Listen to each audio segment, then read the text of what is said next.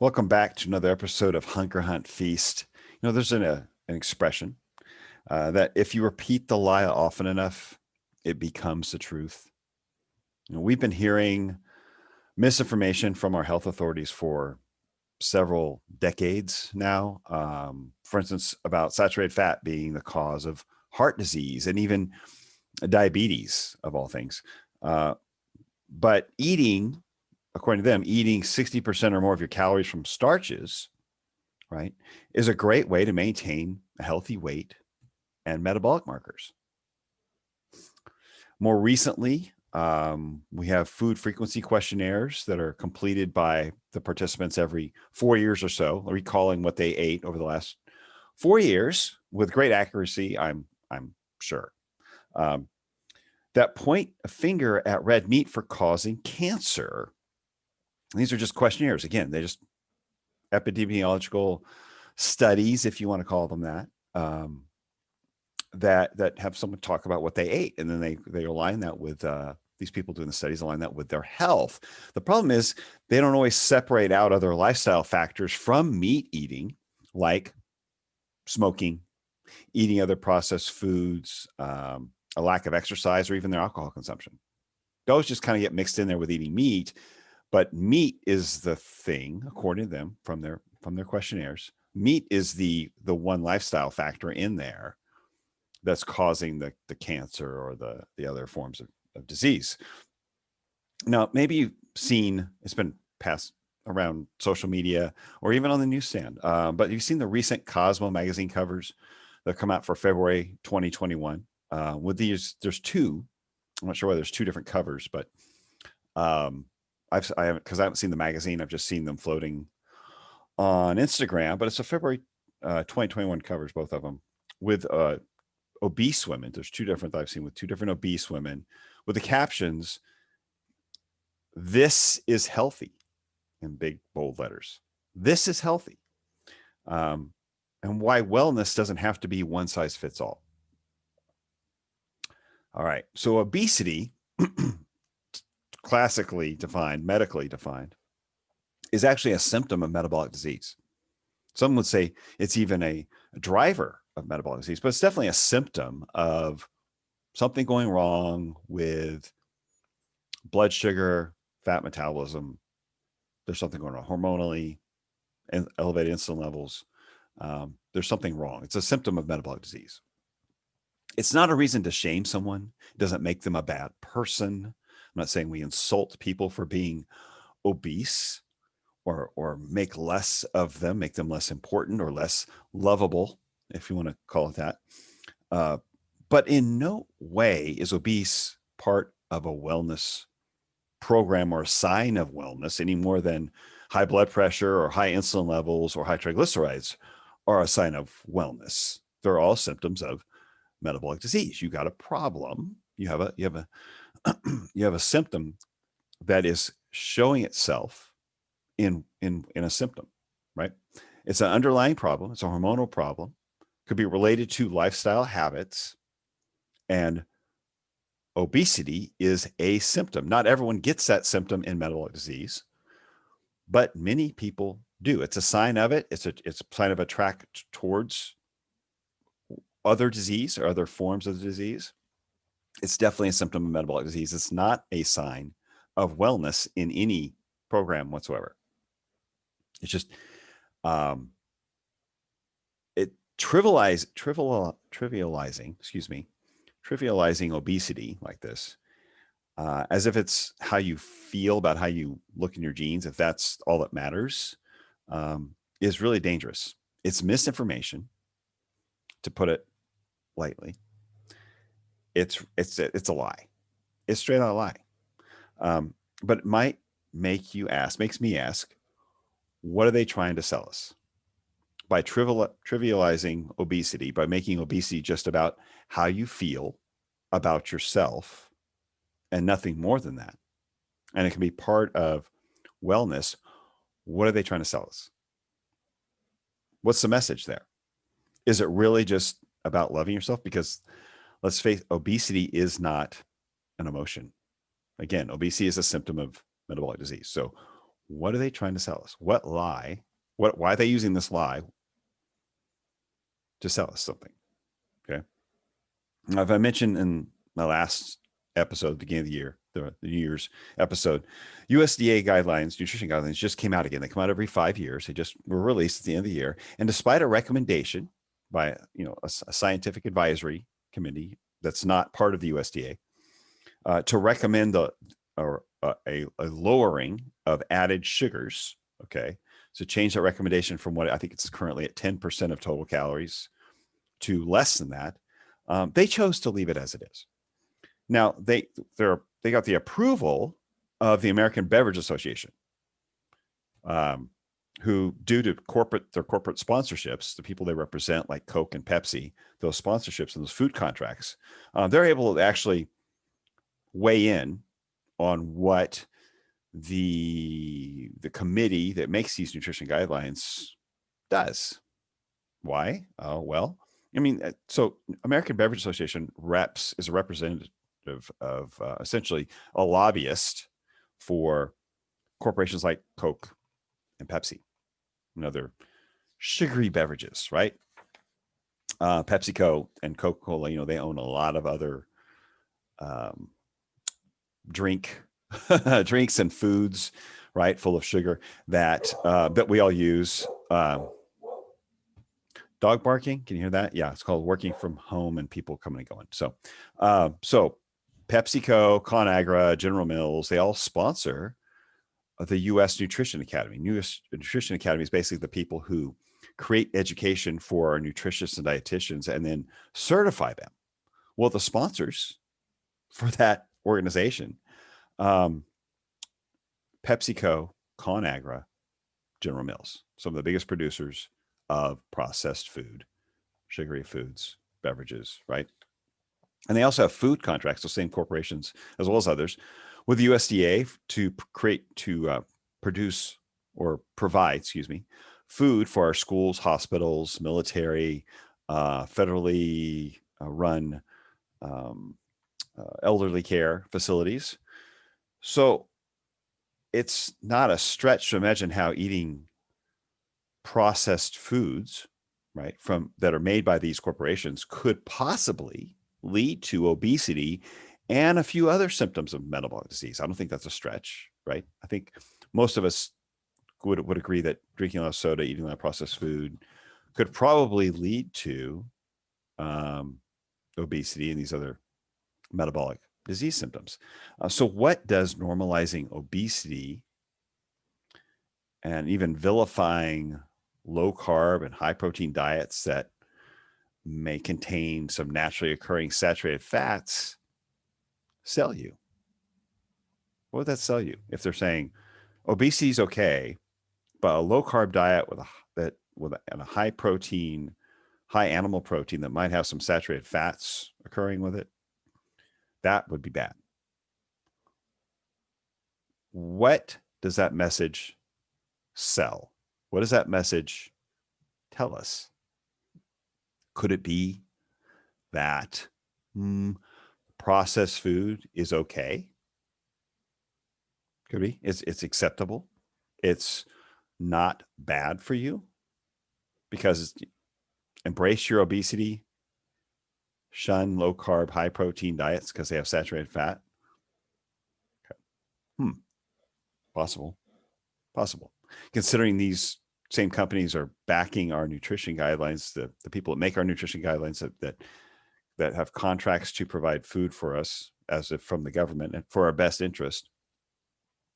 Does that anger you? Are you angry yet when you hear something like that? I'm just asking because I've been angry for years about this.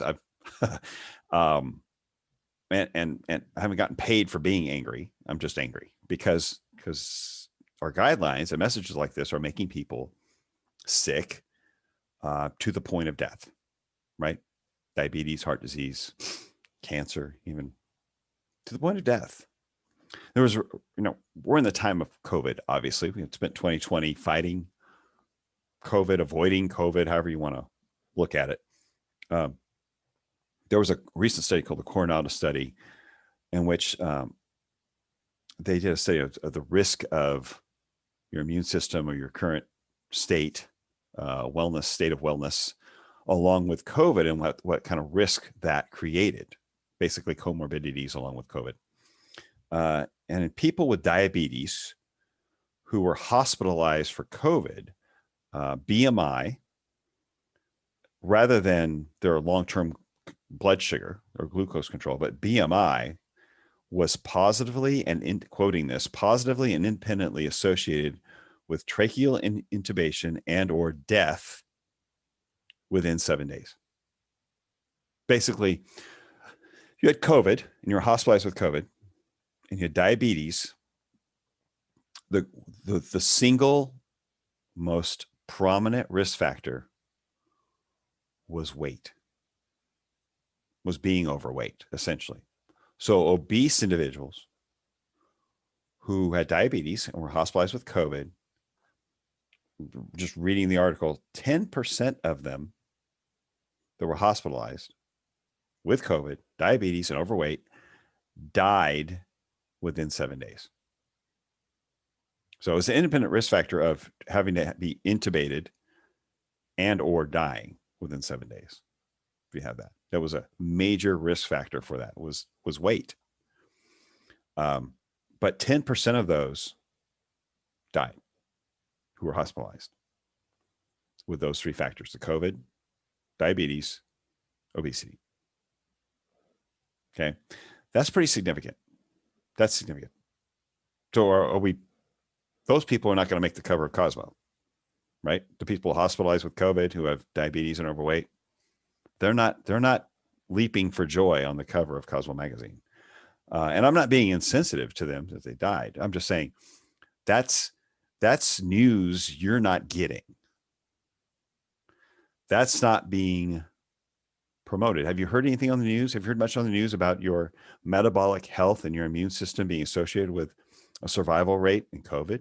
Probably not. You probably heard it maybe on, podcasts. You've seen some, wacko low carber on social media talking about it, right? But, and I include myself in that circle, obviously. But, nobody's celebrating the or talking about, obviously they would celebrate it, but talking about the risks associated with this obesity, right? They're just saying, embrace it. This is part of your wellness program. It's part of wellness, and it's not one size fits all. No. Yet it's contributing to an increased risk of COVID in 2020. Documented. They're leaving that part of the message out. Strangely, what are they selling us? So, and it's not a conspiracy theory. It's just plain old greed. Okay. So I'm not trying to create a conspiracy. This is just greed. It's straight up greed. It's not hard to figure out. It's greed. So, and if people are wondering why that is, why is COVID, why is it such a closely associated with COVID? Well, because the inflammatory condition of the body and the impaired immune system in an insulin resistant environment, essentially where blood sugar is high, insulin is high, you've got a lot of inflammation. You've got an immune system that's already on fire. It's already hyper engaged. Okay. Which means it's impaired to help in any other way because it's already overtaxed. And so it lowered your ability to handle the COVID virus. And my point is this information matters. Okay. It's not about how you look in your yoga pants or how you feel about the way you look in your yoga pants, to be more specific. But they've been wrong for decades, right? About our misinformation, the guidelines, right? They've been wrong for decades and they won't correct it despite plenty of clinical evidence to the contrary. They're sticking with their story. Now, stearic acid, for instance, I talked about this with Jay Glanello, who was on here several weeks ago. who's a nutritionist who's working in a hospital. And we had an article there that we posted. I'll put it in the show notes. It was about stearic acid, which is the predominant fatty acid in meat, right? It's a saturated fat. It's actually the predominant saturated fat and fatty acid in our bodies when we're born. It's like up to 80 or 90% of the fat in our body is stearic. Okay. It's also the same in a cow, believe it or not. Predominant fatty acid that's in meat, it actually improves the efficiency of our mitochondria. So you probably remember from high school biology, mitochondria is the powerhouse of the cell. So basically that's where we create cellular energy. It's where we turn food energy, whether it's fat or glucose, whatever, into cellular energy. So we can actually move, do things, right? That's saturated fat from those evil cows that are ruining our environment and our health. I mean, those evil cows, where'd they come from anyway? How they possibly get involved in our ecosystem? But this stearic acid actually creates more energy for us than the polyunsaturated fats, the oils that we're told to cook with, right? And I said, I'll put links to these studies in the show notes, but I had the pleasure of having Diana Rogers. You might remember I had Diana Rogers on earlier in the fall, who is, she has produced a documentary called The Sacred Cow. And it's just had its international release this week. I'm recording this on the 5th. And I think it's just released today, actually. Internet. So it's on Amazon, Vudu, I believe, iTunes. But look for it. It's called Sacred Cow. Very interesting. Well done documentary that she self-produced and directed. And she's a nutritionist herself, and has overcome her own digestive issues and other health issues through diet, and helps other people do the same thing. She's a registered dietitian, actually, and nutritional therapy practitioner, NTP. But it talks about the nutritional benefits of red meat for us, as well as a need for regenerative agriculture. In other words, better farming methods, and the necessary role of ruminants in regenerative agriculture. In other words, how we need cows and sheep to actually create a more carbon-friendly form of farming, to actually put carbon back into the soil and make our soil much more nutrient dense the way it was 200 years ago. We need cows. We need sheep eating and pooping and doing all the wonderful things that they do and have been doing here for as long as the land's been here, right? So I highly recommend looking for Sacred Cow. I think you find it very interesting. It's very well done. But let's face it, who benefits from the promotion of these fake meat like Beyond Burger, right? Well, it's, I would say, rather gate processed food manufacturers and big ag, right? Big ag is creating all the oils and the filler and the things that go in there other than meat. It's coming from big agriculture. So look at the ingredients and see what there's coming from, and then try counting the ingredients in that fake meat, whatever it is, and then compare it to a package of, say, ground beef or a chuck roast.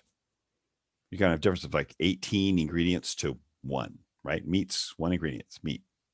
I like 1 ingredient foods personally. It's whole food, 1 ingredient. It's a meat, right? Or it's an asparagus. If you're eating that, it's a berry, right? Good stuff. 1 ingredient, not multiple that you might have to look closely to pronounce or spell.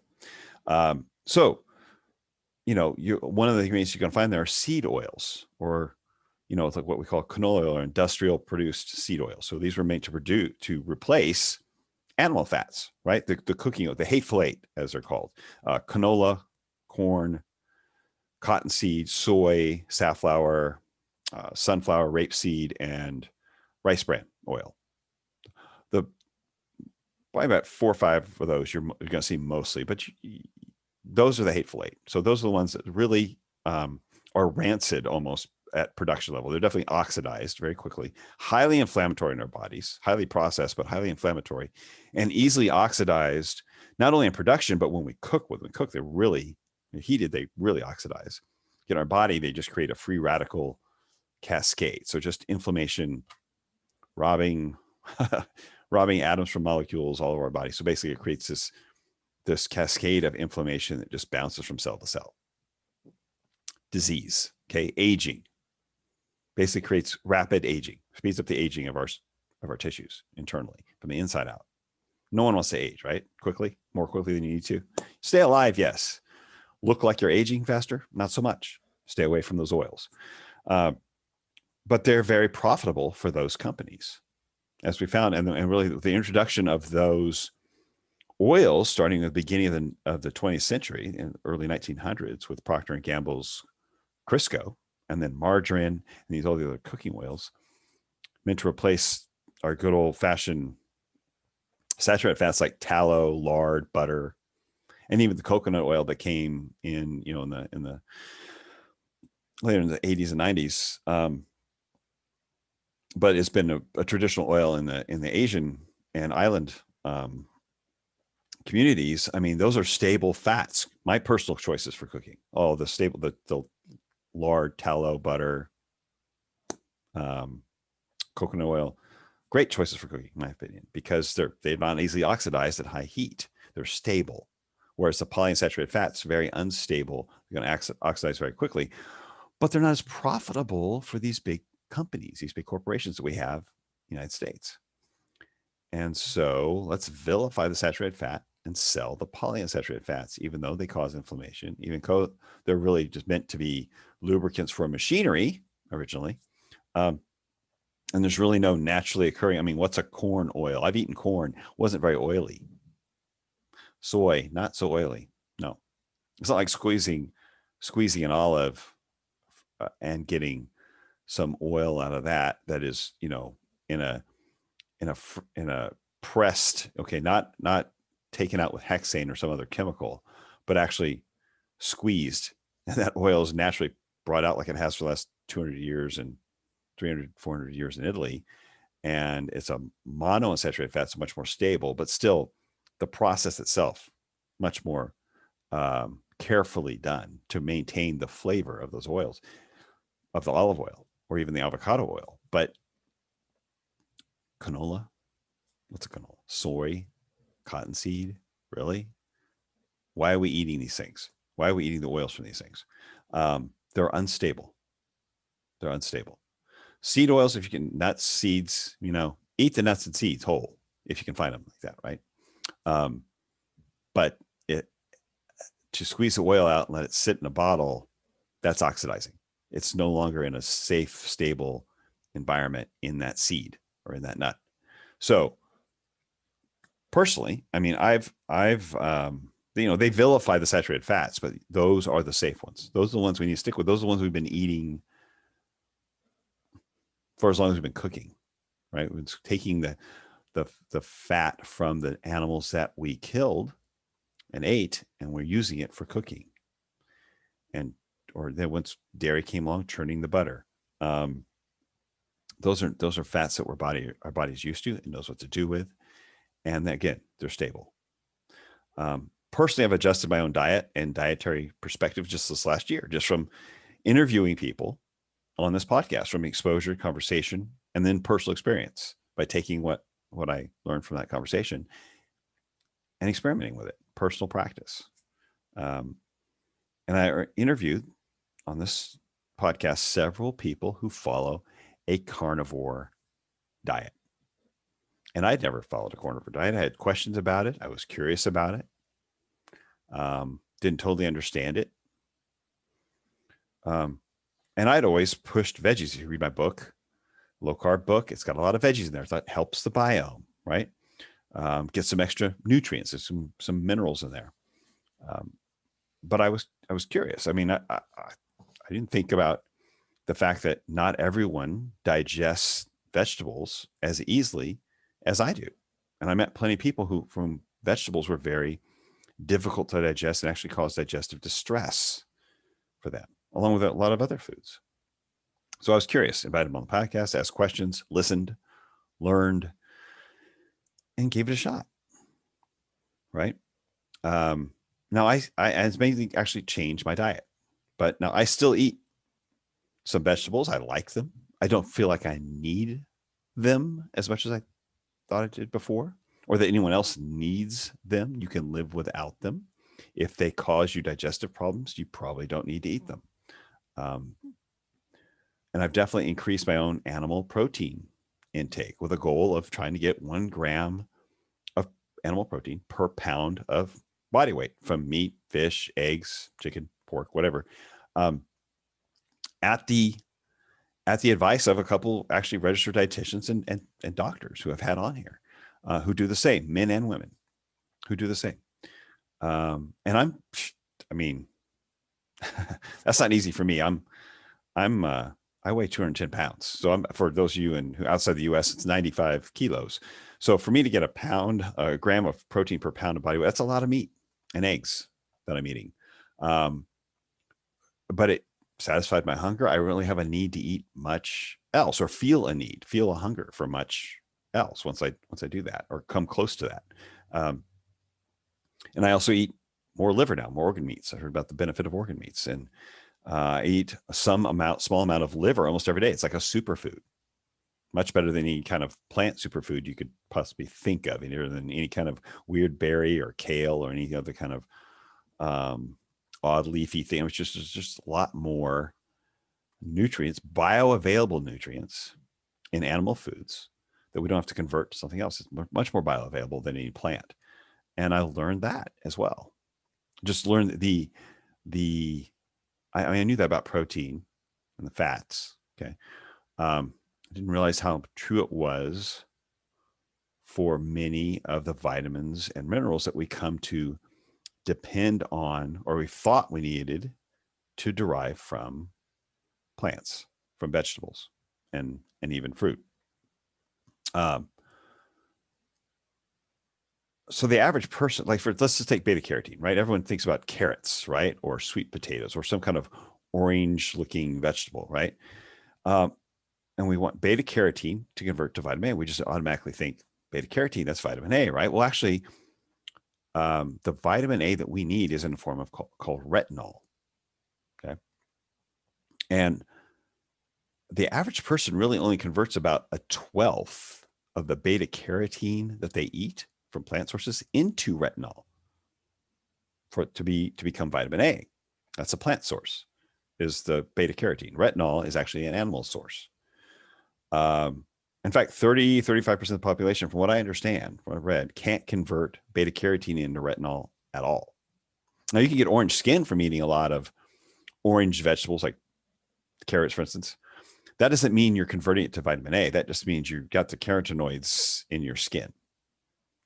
So it's really not an indication that they're bioavailable to be converted to vitamin A. It's actually, it depends on your genetics. There's different genetic phenotypes, okay, that convert it at different levels, but really you're not getting much. 1/12 is not much. Whereas you can just eat an animal source of retinol, like liver, or other animal meats have some level of it, but liver's the highest, okay, dosage of it in one food with no conversion needed. I mean, it's there, it's ready. We can make use of it right away. It's very bioavailable. And that's true with a lot of other vitamins, minerals, and other micronutrients.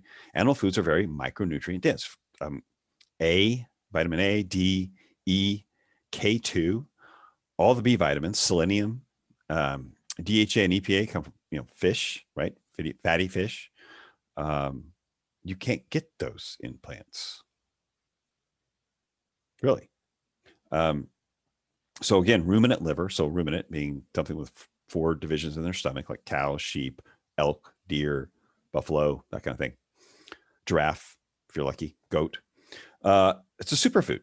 That liver is a superfood. It's so nutrient dense, far more so than, say, a bird liver, like a chicken liver.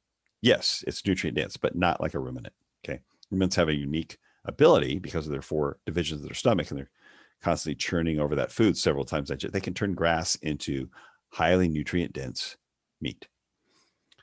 And then the next in line from liver is probably, it's arguable. There's some say fish eggs, fish roe, or certain fatty fish, shellfish, but egg yolks are definitely right up there for nutrition, for nutrient density, for health.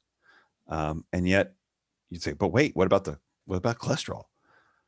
Okay, so that's not really, in case you haven't heard, that's not really a thing. Go back and listen to my podcast with Dr. Wenzel, Aaron Wenzel, but about cholesterol, and not much to fear there. But your body creates about 80 to 90% of your cholesterol. Almost every cell in your body creates its own cholesterol. We need cholesterol for the cell membrane, right? Our cell membranes are made up of cholesterol. So almost every cell in the body creates cholesterol. Brain has to make its own. So important.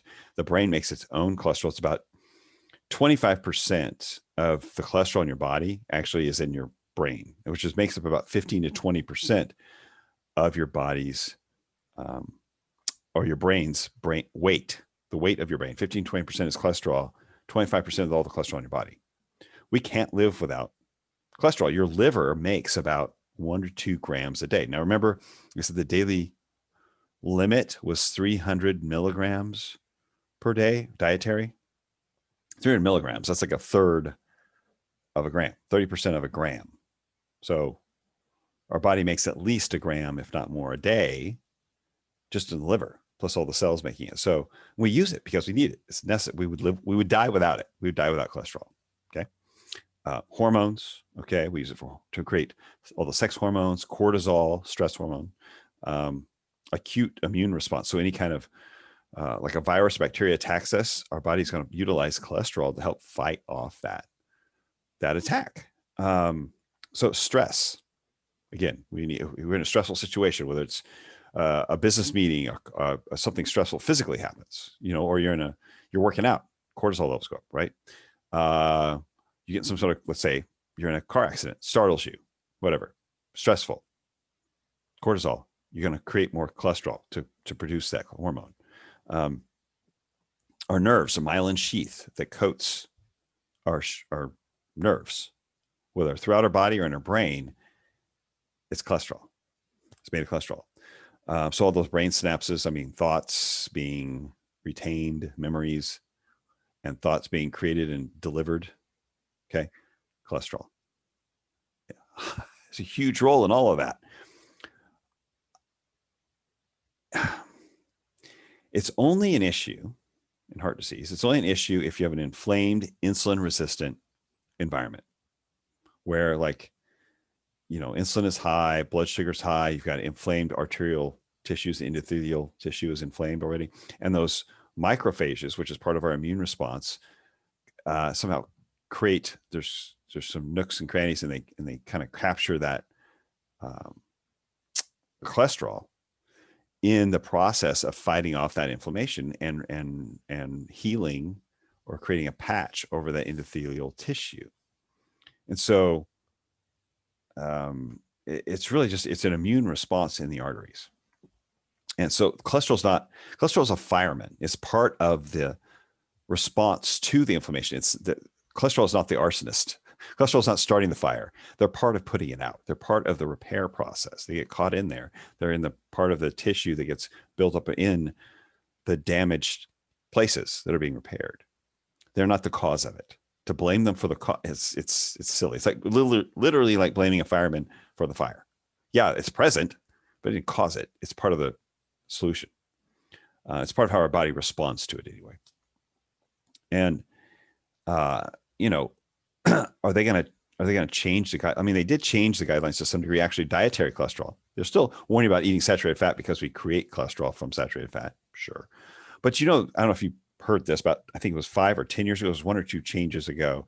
They actually removed the dietary limit for cholesterol. In other words, the cholesterol that you ate, because only about 10% of the cholesterol that we eat actually makes it into our bodies. Most of it just passes right through. It's the wrong kind of cholesterol. We just don't have a way to bring it in. Most of our cholesterol is either created by our body or it's reabsorbed as it goes out through the liver into the intestines, and we reabsorb it. But most of the cholesterol in food, first of all, is not the type that we can absorb.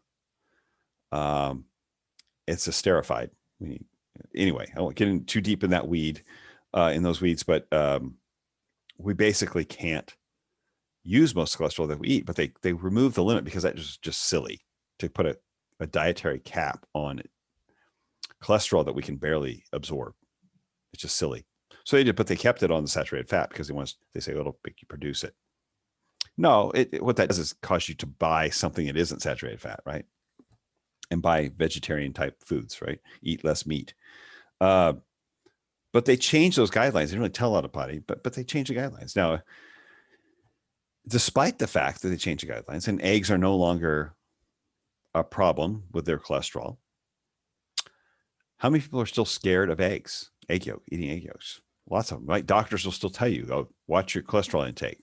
Well, even the dietary guidelines, which are the slowest to move and change and adapt to what we now know, they removed the dietary cap, 300 milligram cap. It's gone, no longer in the guidelines. But you still hear people repeating that. Why? Because they repeated the lie often enough that it became the truth. The lie became the truth, and now it's hard to unbelieve it, to unpack it, to get it out of the medical community, to get it out of the nutrition and health community, to get it out of our minds, because we were fed it. That message was jammed down our throat for so long that we have a hard time embracing the truth. Statins, that's $1 trillion drug right there. That drug, statin drug, has created $1 trillion for that industry, for all the multiple companies that make statins. So it's gone over $1 trillion. Because why? Because cholesterol is bad? Is it? Again, I've talked about cholesterol in several episodes. Go back and listen to the one with Dr. Aaron Wenzel. We really kind of get in there and unpack it and talk about it. It's one of my early ones. I think you'll find, if you're interested in cholesterol, understanding that better, that's a great one. And it has links to studies as well to back it up. But at some point, actually, with statins, doctors were actually, some doctors, not all doctors, some doctors were actually subsidized, which means they were paid extra money, right, by the pharma companies to promote statins, to promote them to their patients and to other doctors. They were paid. Does that sound ethical to you, to pay doctors to promote a drug, a certain type of drug? Doesn't sound ethical to me. Now, of course, we're talking about the medical establishment, which will tell you that type 2 diabetes is irreversible. While they prescribe you insulin to match your diet that's made up 60% of carbohydrates, and you make sure you're getting all your servings of grains, and let's not change the limit on added sugars, but watch your meat intake, right? The truth being that people are actually reversing diabetes with fasting and a low carb diet. They've been doing it for many, many years. I had Megan Ramos on in the fall, who works with Dr. Jason Fung on the fasting method. They've been reversing their patients' type 2 diabetes for over 10 years. They probably have 14, 15,000 patients reverse their type 2 diabetes, primarily with fasting and often combined with a low carb diet. Okay, I had Dr. Kristen Bauer on, who is a partner and doctor in the low carb San Diego. Also, same experience with a fasting and low carb diet or keto diet, reversing diabetes. In both cases, getting people off of their diabetes medications, off their insulin, sometimes in as little as 6 weeks. 6 weeks off of insulin, managing it with lifestyle diet. You won't hear about that on the news. You won't hear about that in the New York Times, in the health event, because they're still pitching, watch out for coconut oil, right? Reduce your beef intake. Eat the food pyramid, eat the plate, right? Sarah Hallberg, another great example. University of Indiana was one of the most successful weight loss clinics, if not the most successful weight loss clinic in the country. It's a huge one at University of Indiana. She did a big TED Talk, her TED Talk. Okay. Ignore the guidelines. She basically, her main line in the TED Talk, you can find this on YouTube. It's a great one, worth listening to. Reversing type 2 diabetes starts with ignoring the guidelines, ignoring the nutritional guidelines. Now she's an MD. She's got a master's degree in nutrition. This woman knows what she's talking about. And again, the most successful in the results, most successful weight loss clinic in the country. and reversing diabetes, not just weight loss, but also reversing it. It's hand in hand with the lifestyle. Ignore the guidelines. Now, they'll tell you nutritional, because I've been told this, because I've been talking about it, low carb for almost 20 years, fasting, been fasting for 10, doing some form of 16 to 24-hour fast for about 10 years now. I've been heard it from my coworkers, that's dangerous. So fasting and low carb, dangerous. Watch out. Be careful. Watch your fats, watch your cholesterol. Fasting's dangerous. Fasting's dangerous. Insulin for the rest of your life isn't dangerous, but eating like a hunter-gatherer is, where you might have primarily eat what you've caught, what you whole food, 80% coming from animal sources, and then periods where you don't eat, right? Hunter-gatherers, if they didn't kind of hunt, they didn't eat, so they had a fasted period, or they certainly weren't eating all day. You get a kill, bring it home. Everybody ate then. Eat what you can carry, basically, or what you can find. That seemed, to me, would be more in keeping with the way our body works, rather than just taking insulin to match my carb intake from all this processed food, follow this pyramid we came up with in the 70s. Okay, but fasting is dangerous. Diabetes costs over 320, maybe 330 billion per year in the US alone. Okay. And it goes up, the cost goes up 25% every 5 years. So it's increasing every 5 years. It goes up another 25%. It has for the last 15 years or so, at least. Where's that money go? It goes back into healthcare mostly. You spend $10,000 a year on insulin. Now that the cost has recently come down with changes from the to our pharmaceutical costs renegotiated by the Trump administration. He negotiated the cost of lots of pharmaceuticals. The U.S. gets, because most of them are U.S. based, but they get the best price. So that has really come down, but it typically cost people $10,000 a year or more. But all the other costs, right? The hospitalization, the medical visits, lost work, right? So there's some costs there. But the medical costs alone, where does that money go? Back into the system, away from the person with the disease. But these lies, again, have been repeated so much that even when we're presented with the truth, people don't believe it. And they stay sick and they stay medicated.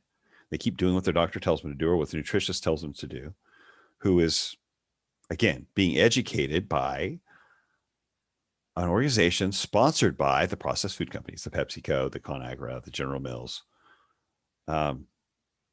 What's your source? Check your source. When you're looking for truth, check the source and see who gets the benefit and what the level of benefit there is. Check the source. I'm not saying those nutritionists are intentionally lying to you, or your doctor intentionally lying to you. It's just what they've been taught. But we have to question that. We have to question what we're taught. You have to question what you think you know and be open to change, to changing, to learning. So I want to challenge you. I want to challenge you this year, or just this month. How about for a month? I'll challenge you for a month. If this seems new to you, seems odd, you're not sure, you're not certain, you're still a little afraid of saturated fat and eggs and meat, and you think that the guidelines might be pretty close to being okay, I just want to challenge you. Increase your animal protein for 1 month. Just do it for 1 month. Eat at least 1 pound of animal meat, some form, per day. And you want to put some eggs in there? Great. Whole eggs, do it. But 1 pound of meat per day. That's, as far as that's about 100 grams of protein. It's really not that much. Most of you should be eating that anyway, that much. But animal protein is the most easily assimilated, most bioavailable, has all the aminos that you need, unlike any plant protein, any single plant protein would. You'd have to eat almost 50% more plant protein to get the same benefit in aminos as you would from animal protein. So you actually eat eating less calories, less meat, or less protein to actually absorb more of it. Okay. So going down a bunny trail, 1 pound of meat. Okay. Per day. Reduce your processed food, sugar, and alcohol. I didn't say you can't drink them at all. Okay. This isn't a hard challenge. 1 pound of meat, reduce the processed food, the sugar, and alcohol. I'll tell you what, you start eating 1 pound of meat, you're going to be less hungry for those things. Your satiety level is going to be much higher. There's naturally occurring fat in those. I don't recommend boneless, skinless chicken breast. I'm sorry. That just doesn't, I mean, that's what you actually like that. Okay. Put some butter on it or something. I mean, fattier meats. Okay. Get some roast beef, get some lamb, fatty fish, go ahead and have some salmon. Reduce the processed food, reduce anything that comes in a box or a bag. Okay. Or full of sugar, like sodas, reduce alcohol, go to 1 pound of meat per day. If you can go more, great. That's just like a minimum. You could do that. Okay. Ladies, you too. That's what the two ladies I had on, Michelle Hearn, RD, registered dietitian, Diana Rogers, I mentioned earlier, registered dietitian. They said start with 1 pound of meat per day and then start working up towards 1 gram per pound of body weight, or per pound of ideal body weight if you're really trying to, you've got a lot of weight to lose. But both of them, both women, that's what they do. Okay. So ladies, this doesn't leave you out. You can eat it. But start with 1 pound. That's not much. Reduce processed food, reduce sugar and alcohol. 2 to 3 meals at most per day. So no more snacking, no more constant eating. And when you start eating this way, it'd be a lot easier to do that because, again, you'll be more satisfied. 2 to 3 meals at most. Meat and or eggs at every meal. If you eat, it better be sitting down to like 6, 8, 10 ounces of meat, give or take. Or if you have about half that much meat and 3 or 4 eggs with that, that's fine. But each meal, 2 to maybe 3 at most per day. If you want to do a breakfast, lunch, dinner, great. Eggs and meat, or whatever, how you want to do it. But go for 6 to 10 ounces, depending on your size. Okay. If you weigh more than 150, 160 pounds, it's 8 to 10 ounces, right? If you're a smaller person, you're somewhere between 110, 140, 50 pounds. 6 ounces is fine, 6 to 8 per meal. See what happens. 1 month. Not that long, actually. 1 month. I'm not saying you eliminate all vegetables and fruit. I'm saying limit processed food, alcohol, and sugar. Increase meat intake and egg intake if you like eggs. See what happens for a month. Here's the deal. Even if saturated fat from animal sources actually cause heart disease, which I do not in any way believe it does, you're not going to develop heart disease in a month. Okay. So there's really no risk there. You're not going to, even if your cholesterol levels go up. So what? They might, but you're not going to develop heart disease in a month. It doesn't work that way. It doesn't happen that fast. Okay. What you can do in a month is lose weight, lower your triglycerides, lower your blood glucose levels, lower your blood pressure in a month. You can do that. You could drop 10 pounds in a month. Step on the scale first. Watch your waist shrink a little bit. If you measure your blood sugar or have your triglycerides checked, I mean, all those things can change. See if your weight changes and your size change and your blood pressure. That you can check at a pharmacy anywhere, right? So my point is the risk to reward ratio is in your favor. There's no risk you're going to get heart disease in a month, but you could actually have a health benefit to reduced blood pressure and weight in a month by eating this way. Give it a shot. It's worth an experiment. Again, the risk reward ratio is all upside for you. And it doesn't have to be perfect. Just do it enough to move forward. Doesn't mean you're not going to have a cookie sometime. You're not going to have a glass of wine, maybe on the weekends or something like that. Yeah, I'm not saying that. I'm not saying it has to be pristine carnivore diet. That's what I'm talking about. Increase meat intake to a pound. Okay, that's 16 ounces, right? You can do, or half a kilo for those outside the US, 500 grams, right? You can do that. Reduce the other bad foods, which you know are bad. You know which ones those are. Reduce them. And Watch what happens. Move forward. Make progress forward. Don't let perfection get in the way of your progress. Leave the lies behind and be open to the truth. And it just might set you free. Talk to you later.